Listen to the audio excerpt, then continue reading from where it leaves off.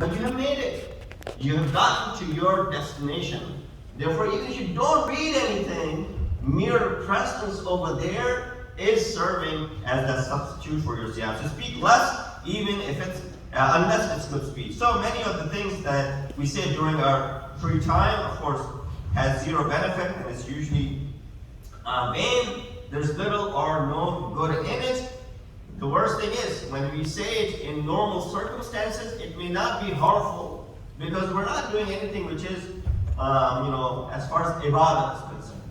But when you say this stuff which is vain discussion during an ibadah, and that sacred recommended walk that people perform, going and stepping every step which is worth many umrah than hajj, towards Imam Hussein, imagine vain discussions during that time, which is against the true nature and the essence of the ziyarah of Imam Hussein.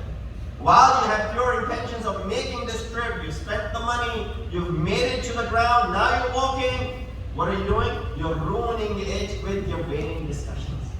You're ruining it with falsifying things, maybe backbiting, maybe gossiping, and uttering stuff which is not allowed outside of the ziyarah of Sayyid Shuhada, that alone, while you are on this sacred day. Therefore, it is incumbent upon the Zayed of Imam to control his tongue from useless speech. This travel is a great opportunity for one to purify the Muslim.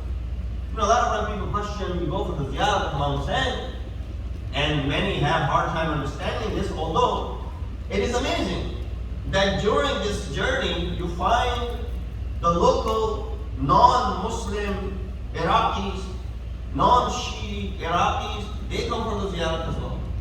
They understand the value of it. But outside of Iraq, the non-Muslims, or I'm not really speaking about non-Muslims, but non-Shi'i, and especially those who have some sort of ties and attachment with the Wahhabis, say, well, this is bid'ah. Why go for the ziyarah? Not understanding the real value of it. If they did, Baqi would not be what it is today.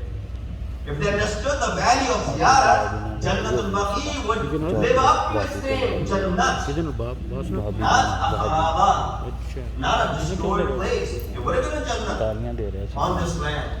But they destroyed it because they don't believe in visitations and ziyarah.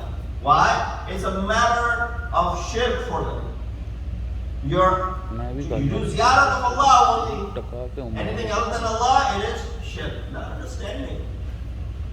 And I'll give examples so that our folks understand how to respond to it. We're all fallible human beings. We all make mistakes. I'm sure as we come and go during our visits to masjid and out, there might be words uttered that are questionable.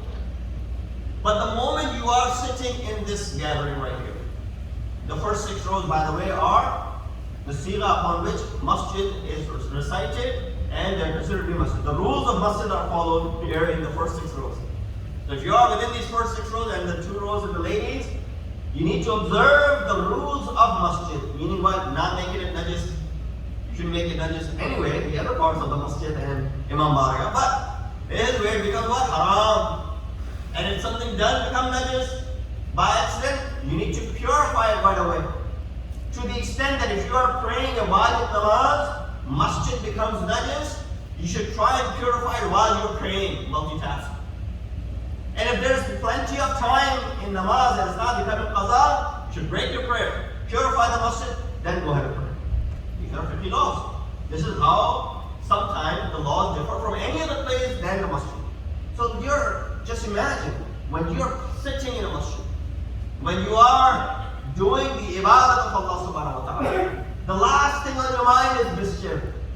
The last thing on your mind is vain talk. The last thing on your mind is corruption. The last thing on your mind is to, na'udhu billah, do or commit any haram. Why? Merely in the presence and the ambience of masjid. Nothing else happened. You walk into this place has that ability to keep all of those illicit thoughts away from you. See how subtly, no one forced it. The only thing we are forcing in these ayam is to wear the mask, nothing more than that. We're not telling you not to lie, not to do ghibah, not to hurt anyone. Of course, all those things are understood. But are we actively stopping someone from doing any of those things? No.